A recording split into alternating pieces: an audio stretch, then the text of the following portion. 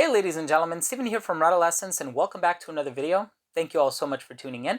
And in today's episode, we're going to be taking a closer look at a fragrance by the company Tiffany & Co. or Tiffany & Love. And this one is called For Him, so make sure to stay tuned.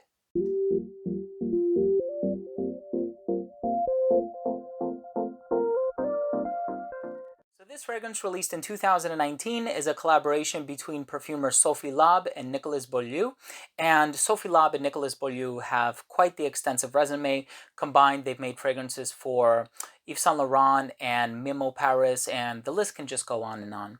So this fragrance I originally smelled at the Macy's in Herald Square. So I live in the New York, New Jersey, Pennsylvania tri-state area. So I'm always in the Herald Square in Manhattan. And I smelled this one when I was there with a good friend of mine, and I was really surprised by how fresh it smells. And I think that that's certainly conveyed with the bottle in the box, the canister, I should say. And so you kind of have this teal aquamarine vibe coming off, and there's certainly a freshness to this fragrance. I know there's vetiver, there's a lot of citrus in here as well, but I think a better way to explain the smell would be to compare it to another fragrance that I'm sure a lot of people have smelled before. I'm very eager to tell you a little bit more about the smell. Let's start things off by taking a very quick and close look at the presentation. So as far as the presentation is concerned, this is the 3-ounce bottle, and it comes in this cylindrical container, kind of similar to the Jean Paul Gaultier Le Male presentations. Just says Tiffany & Co., but the Co is crossed out, so it says Tiffany & Love. And this one is called For Him, although there is an ampersand on the bottle. It opens up at the bottom here, and you see a rounded out silhouette on the bottom where the bottle rests comfortably, and there's also somewhat of an apparatus on the inside to prevent the bottle from rattling around too much. On the very bottom here, you will see that this one was purchased at Bloomingdale's. You will see the UPC code and a serial number printed right in the center there in black ink if you're looking to authenticate your purchase. And as far as the bottle is concerned, just has an ampersand here on the front, faux leather feel on the cap here, Tiffany & Co. written at the very top, information on the bottom on a sticker, I believe that is. No, it's actually printed directly onto the bottle. And then the cap for this one clicks into place very securely. You can pick this one up from the cap. Tiffany & Co. is also written around the neck of the bottle. And the distribution for this fragrance is a little bit narrow, but you have the next gen sprayer where you can control how much you want to spray. Let's continue with the smell. As soon as this fragrance opens up, it has like this gingery freshness to it.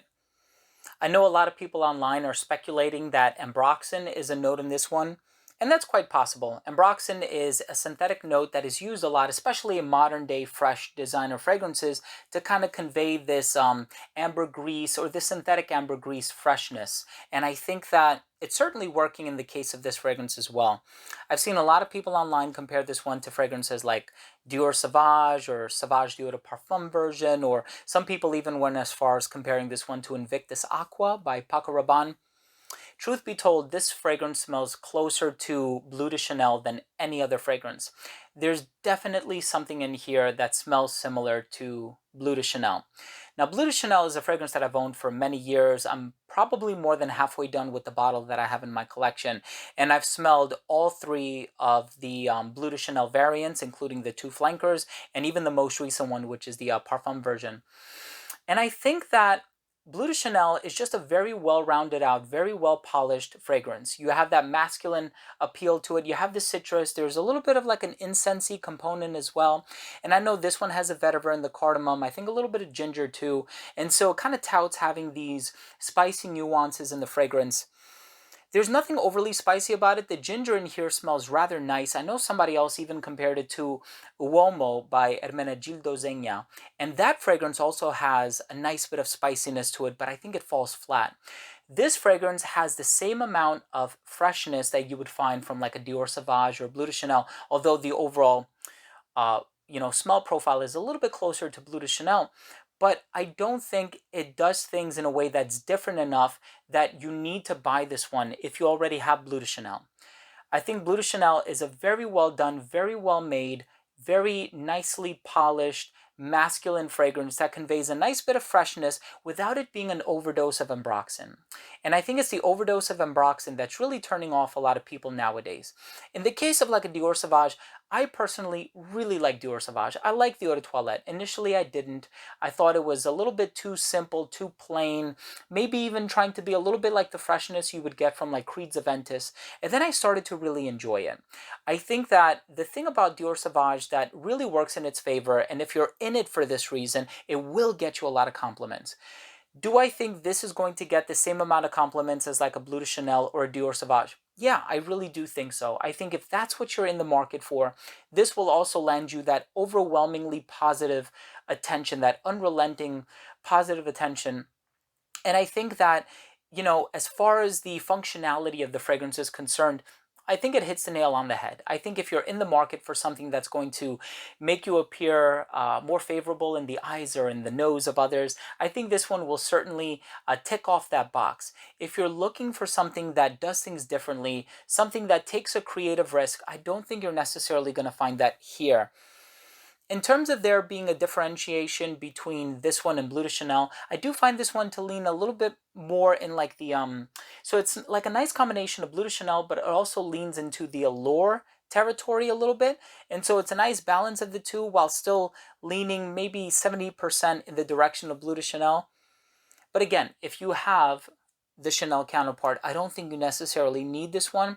I think if you want something done a little bit more different with, the use of notes like ginger and some spices in there, probably the ginger is what you're going to be able to smell the most of. In terms of like a vetiver base, I'm not getting much of that. I do get most of this aquatic ambroxan sort of a feel, which has created the comparisons that you're reading about online. But all in all, I do find it to be a pleasant fragrance. I just don't think it's one that does things too differently to warrant a purchase.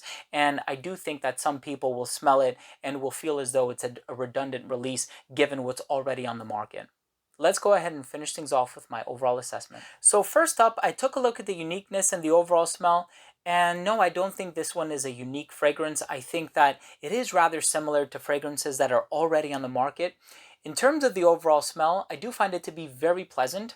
I think that this is one that you can spray on and you can guarantee if 10 people smell you, all 10 people will think that you smell good. But if you're looking for something that has a bit more of a creative risk, something that does things differently, something that will entertain you while you smell it, I don't think that this is necessarily the fragrance for you. In terms of the longevity, I got about 6 to 7 hours with this one. Given the concentration, I think that's average, perhaps even a little bit above average. In terms of the projection, great for the first 2 to 2.5 hours. It does become a skin scent at that 5-hour mark, however, so just keep that in mind. Versatility on this one, great. You can wear this one in casual scenarios. Even if you're dressed up like a semi-formal event, I think would work fine. If you want to wear this one at a formal event, if you really want heads to turn, there are far better options out there that you can go for. And I also think that in terms of seasons, you can wear this one in the hotter weather. When it starts to get cold outside, like now we're in the month of December, or at the time that I'm shooting this video, today is December 7th. So I think that this one would not bear well in the colder weather. And I do find this one to lean somewhat masculine just because of the association that I'm able to make with Bleu de Chanel by Chanel. And in terms of the presentation, I think it's quite nice, minimal. Also, the color conveys that, this one is going to smell a little bit fresh. And so my final verdict on this one is, if you're in the market for a fresh fragrance, but you don't necessarily want something that is ambroxan heavy as far as like a Dior Sauvage is concerned or a Prada Luna Rossa Carbon, but you're familiar with Bleu de Chanel and you don't necessarily have Bleu de Chanel at home, but you want something a little bit spicier, give this one a shot. However, if you already own Bleu de Chanel or any of its flankers, just go ahead and wait until that runs out before you consider purchasing this one, because I don't think that there's much of a difference, but I do think that this is a pleasant scent, and I think it will land you tons of compliments if that's what you're in it for. So there you have it, ladies and gentlemen. Thank you so much for tuning in. That was my review of the new fragrance by Tiffany and Love. If you own or have tried this fragrance, please let me know what you think. Leave a comment down below. I always love to read your comments and start a discussion.